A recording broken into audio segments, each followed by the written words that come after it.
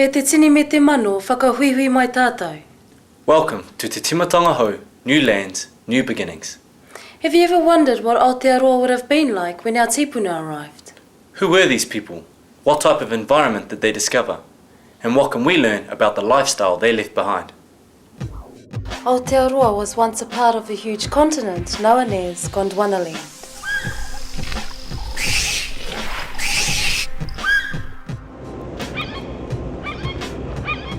"120 million years ago, Gondwanaland split apart, separating into countries we recognise today as South America, Africa, India, Antarctica, Australia and New Zealand.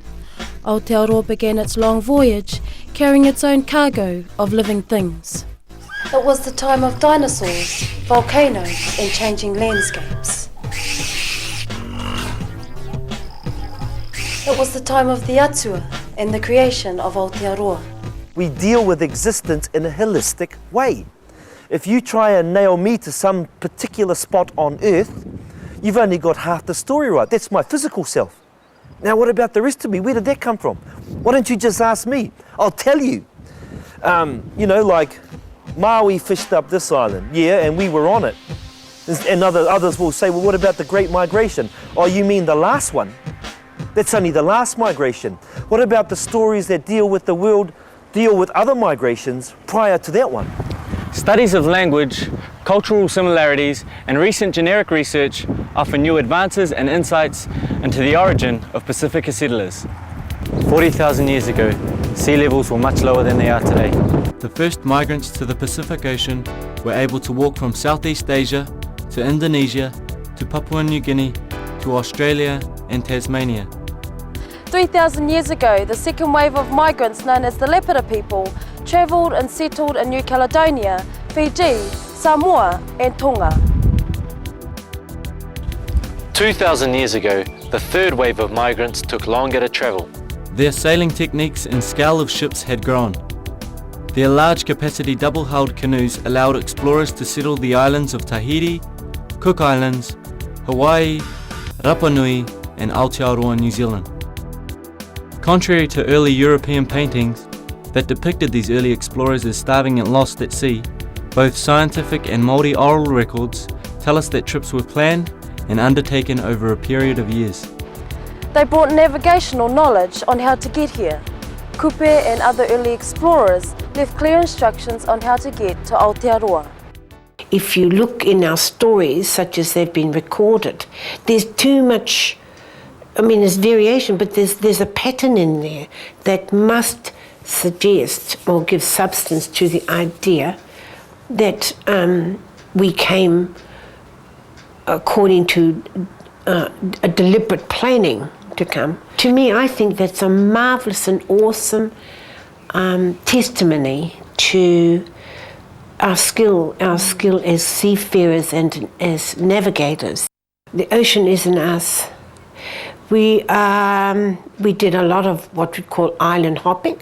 I think some of that in Micronesia shows that quite deliberately, that they sailed according to their little stick charts. I think you also had just sheer adventurers. The latest archaeological stuff is that Polynesians were settled here in 900 AD.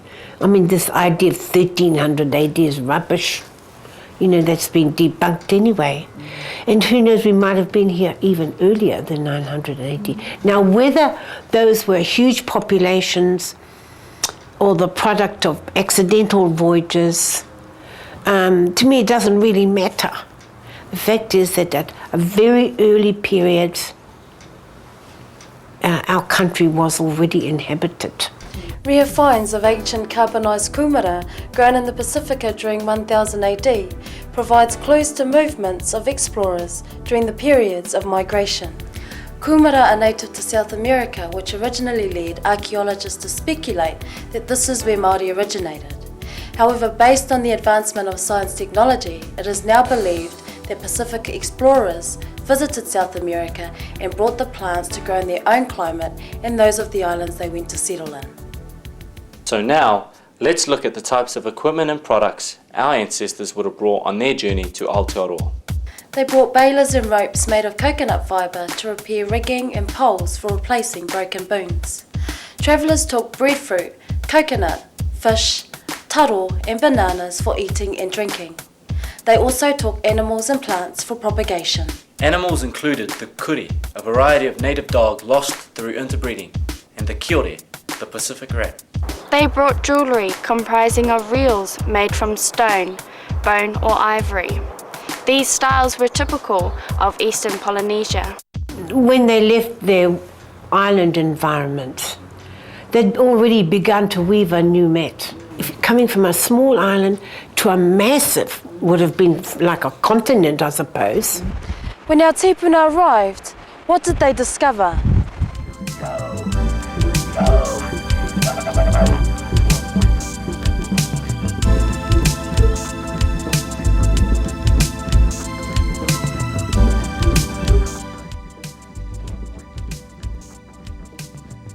There were many native birds in existence. These include kiwi, kakapo, takahe, tirairaka, kōkako, kereru, tui, and huia. Other native species unique to Aotearoa included the kuripeke, the tuatara, the giant weta, the kahukura, and the Cody snail. 12 species of moa were in existence, including the giant moa. Their sizes ranged from chicken-sized to 3.7 meters high, with drumsticks the size of bullocks' legs. Giant eagles, kahu or karearea, flew in our skies. They were the largest eagles in the world. They ate moa as well as other birds. The first tree that was produced was a tree ko te ngaio.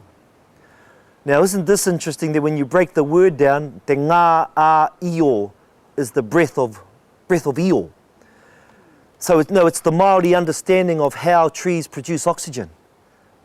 Now, how do they know that? They didn't have some little telescope or something, a scope to figure out trees take in carbon dioxide and they give out oxygen.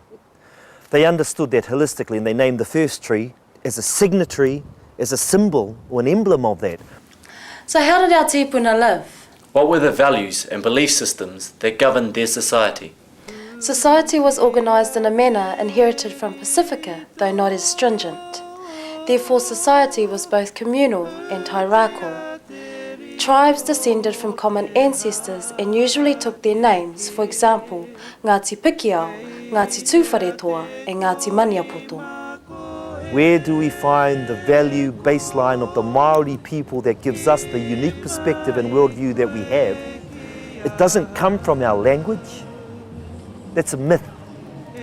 The language describes our values. The values are found in our oral history and traditions.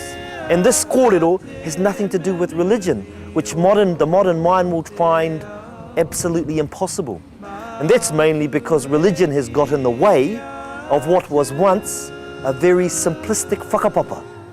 Here's me, here's my father, his father, Here in terms of tūwharetoa, it would be actually me, my mother, back to my grandfather, back to a man called tūwharetoa, back to a man called Ngātoroirangi, back to Pūhaurangi, back to Tāne and Hene Ahuone, back to Tāne himself, back to Rangi, to Papa, back to Io. My whakapapa, the most profound thing about me, the most simplistic thing about me is absolute. There is no grey matter in it.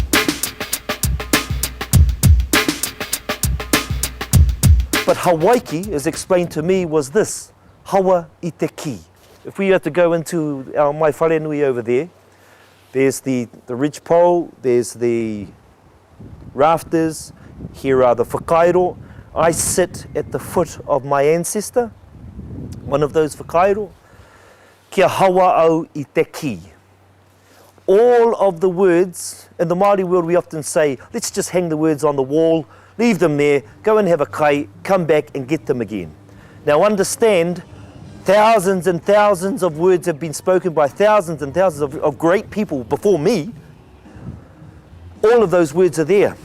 When I sit at the foot of my ancestor, what happens is all those words come down my te whare pūmotomoto here, down my backbone into my being. Hawaiki means to be filled with the Word of God.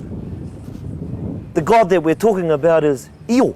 Our whole life was bound up in a unified vision in which every aspect of living was related to every other.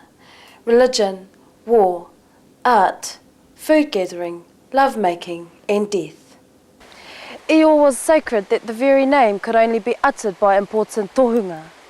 From this deity evolved mankind via a succession of gods and demigods. It's the year 2003, and if I look behind me, I see many thousands of years of human experience before me, to the beginning of all time.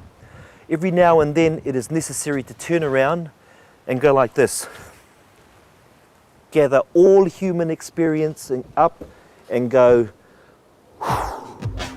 and that's how all these stories were born. Those oral histories and traditions are a whakapapa. That whakapapa is pre-man. When we speak of whakapapa, let's not just speak of my human whakapapa. Understand that I am a descendant of God's.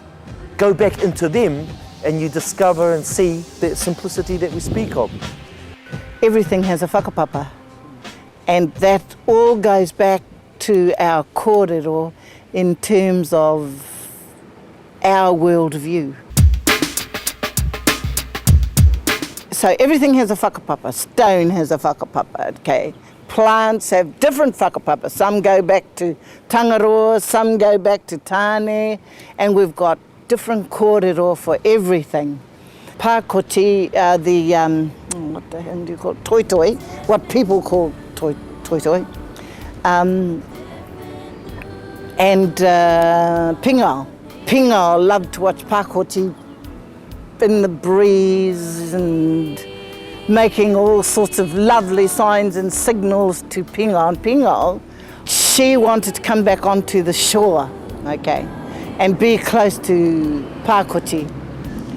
And so she asked Tangaroa, and he said, well, no, because if you go there, your feet will dry and you won't be able to live there. And she said, yes, but I won't go far. I'll just stay where the tide comes and you can keep my feet warm and I'll be able to look at him. He's so beautiful, you know, vanity and all that.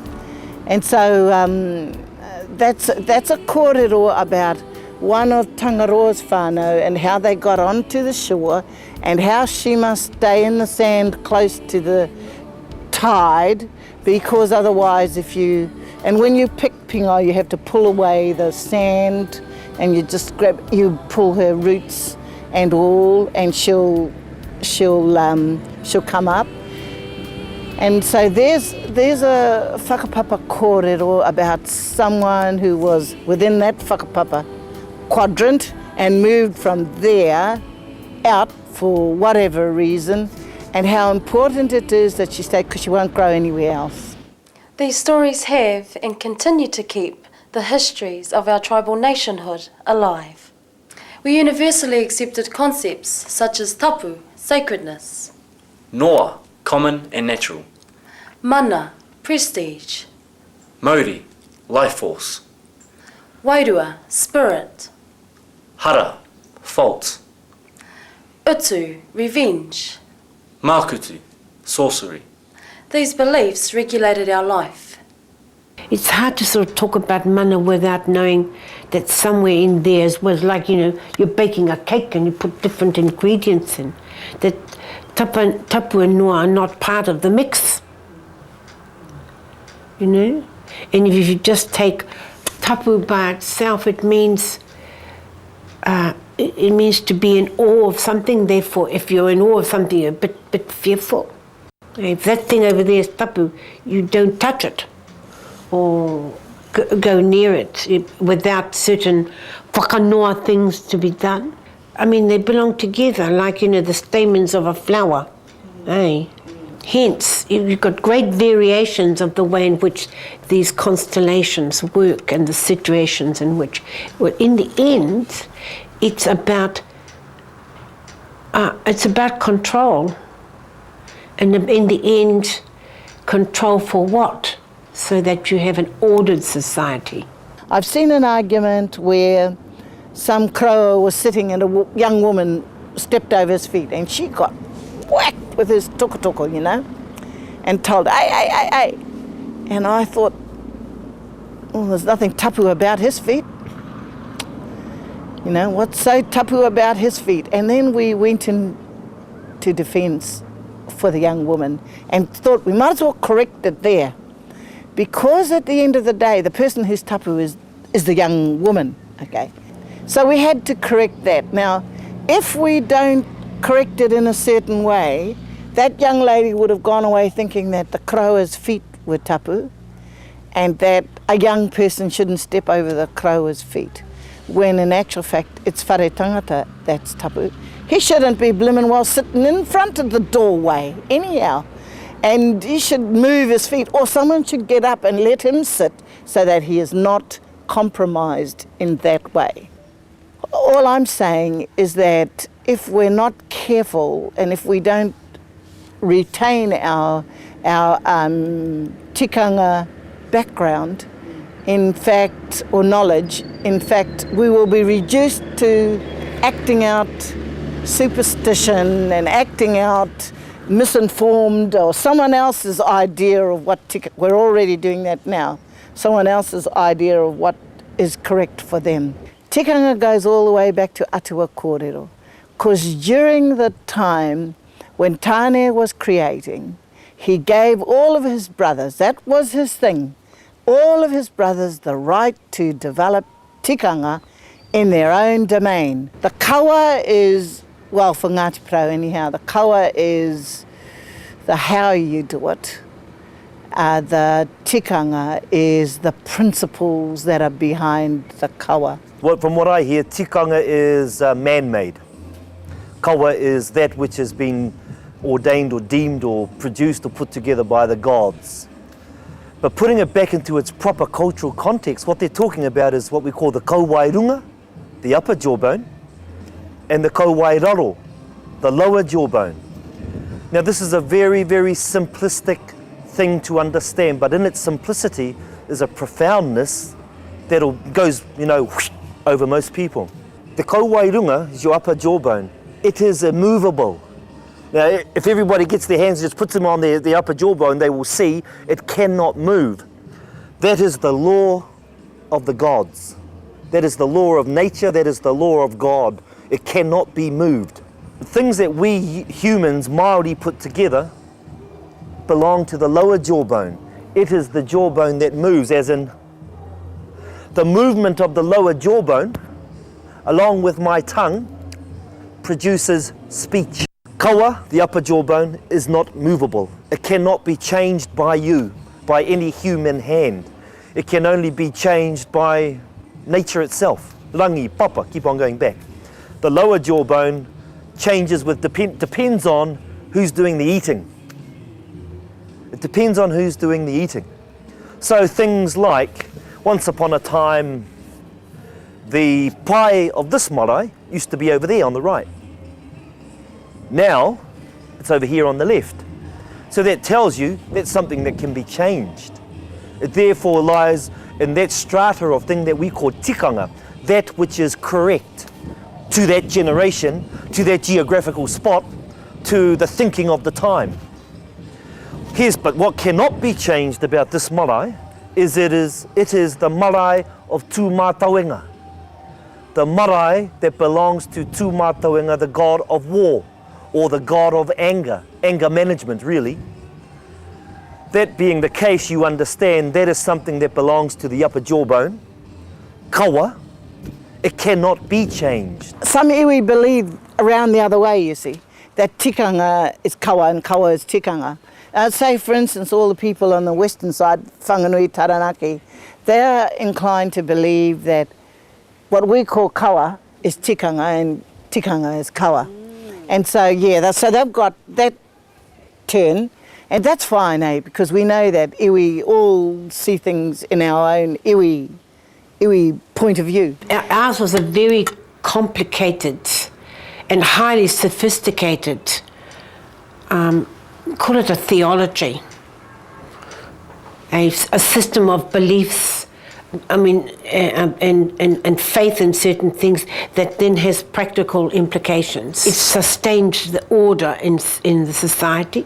Granted, it created hierarchies, and I'm not putting hierarchies down, but that's also part of what I think you always have to think about is, what's this for? What's the outcome? In the end,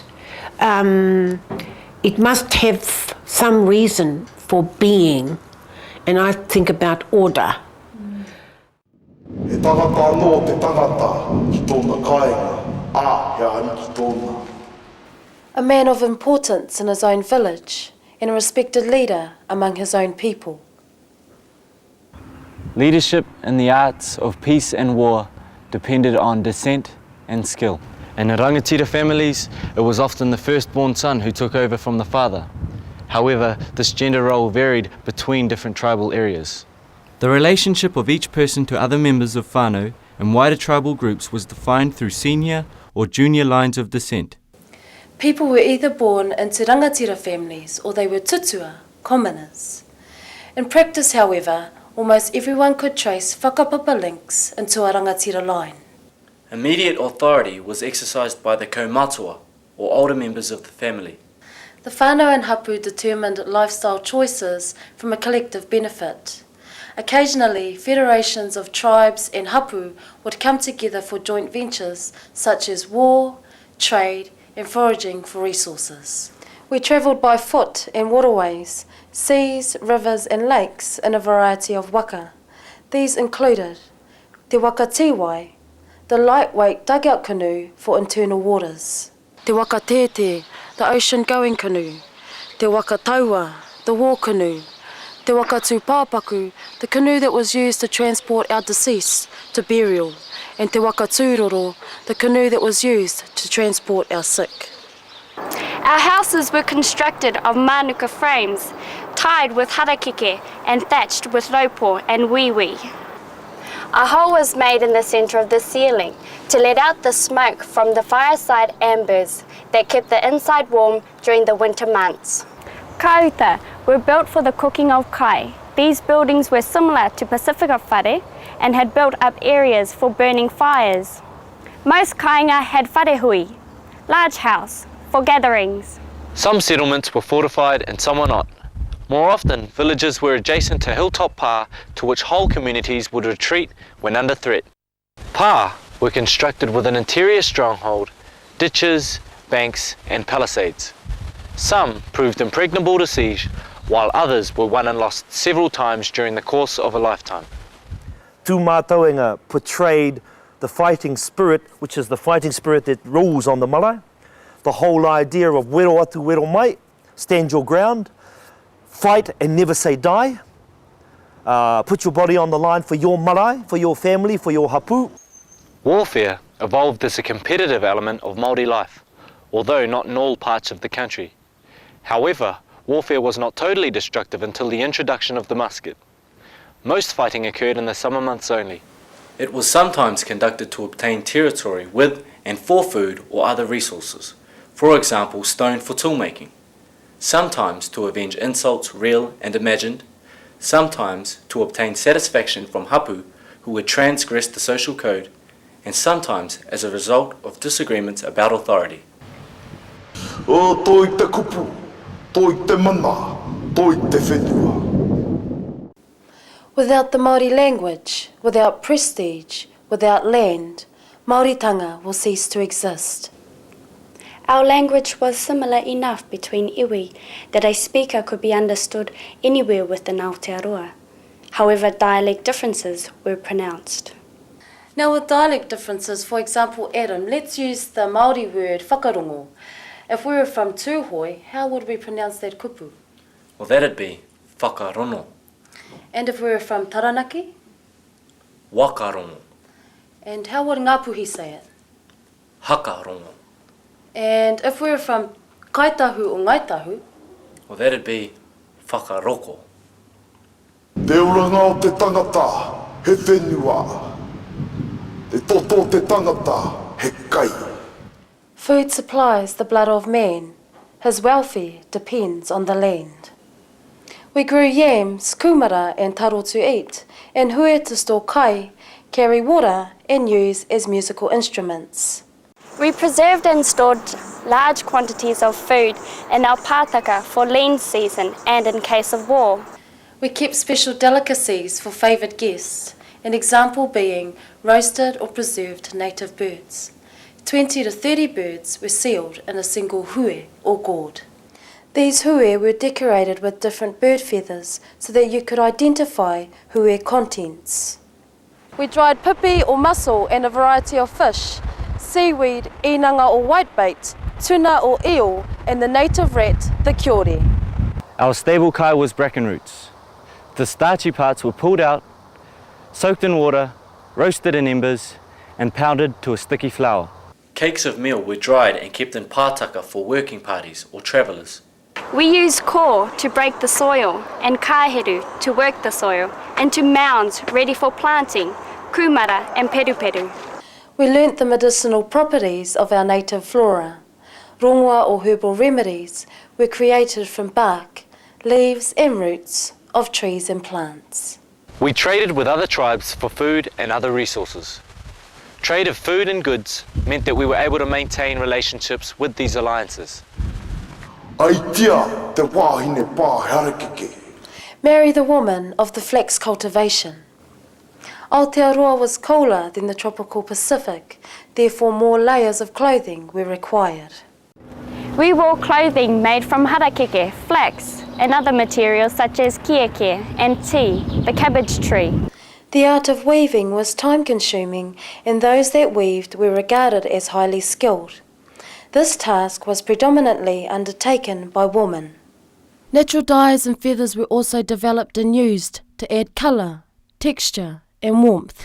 Other items made from flax included whariki for their whare, a variety of kete for everyday use, tāporo, oven mats, kono o raurau, food baskets, rā, canoe sails.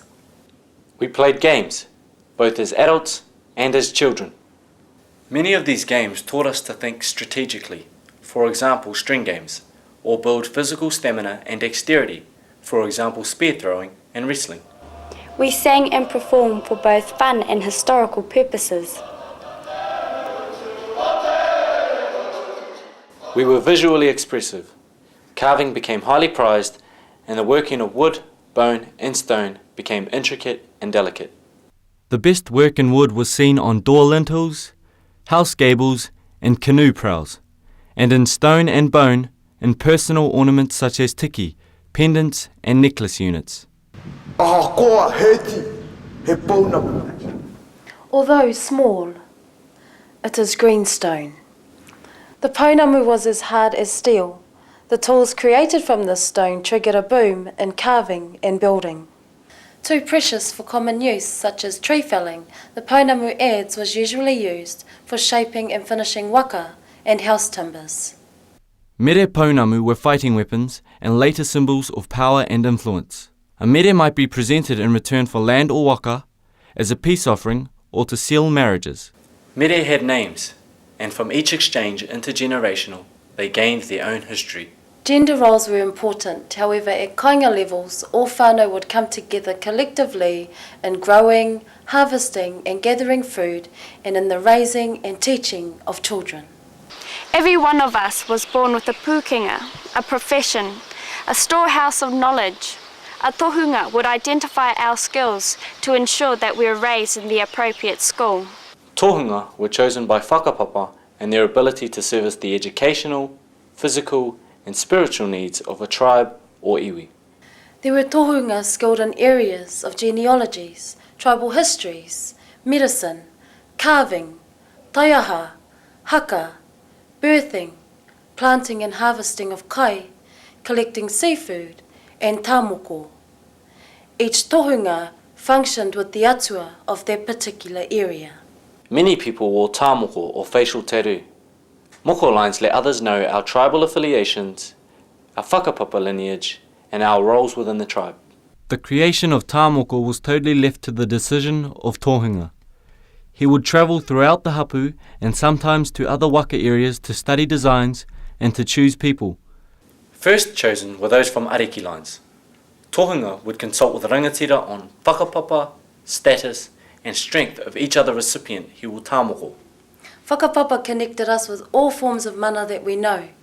Whakapapa kept tribal governance in order and ensured that our relationship with the environment remained intact. Karakia was undertaken in every aspect of our life. Every part of our life was about learning and linking with the seen and unseen.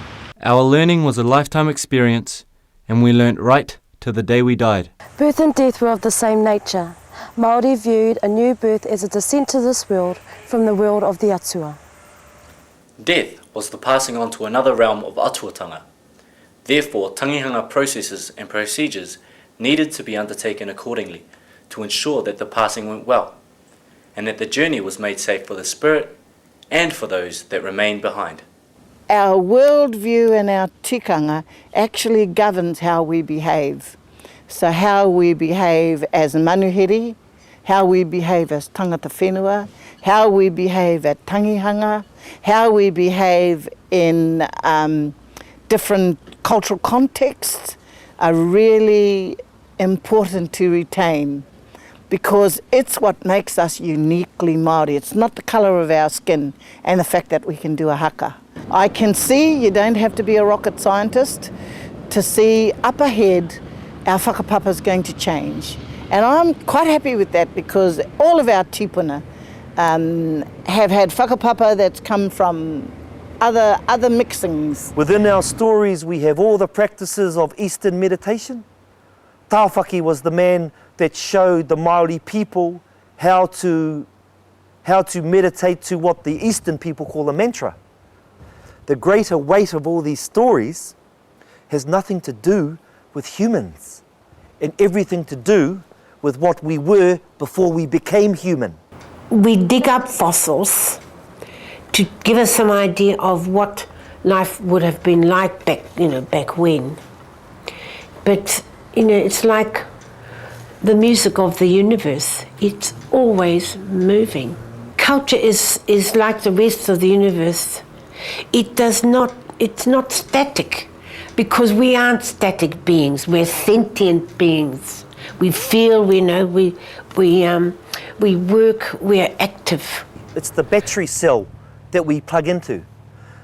Even modern day science has yet to figure out how this human body of ours operates. Where's its energy cell? Everything needs an energy. Everything needs something to plug into. That's what Modi is. Modi is the dynamic force produced by the breath of Io that we all exist within. So what is that? The Māori, in simple terms, is the battery cell upon which all life plugs into.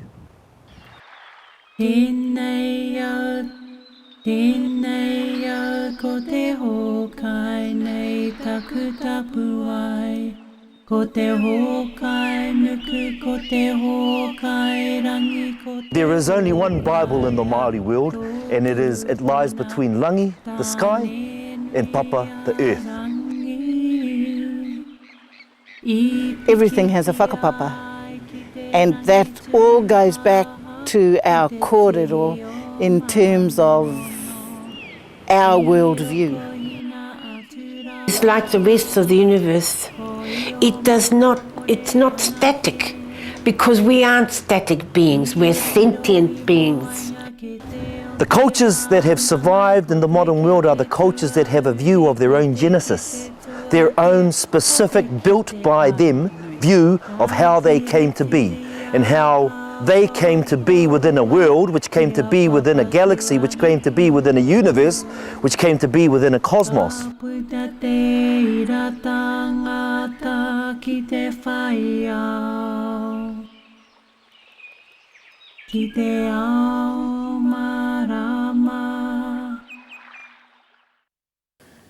Well, it certainly has been a pleasure taking this journey and sharing with you pastime knowledge through the eyes of the Māori.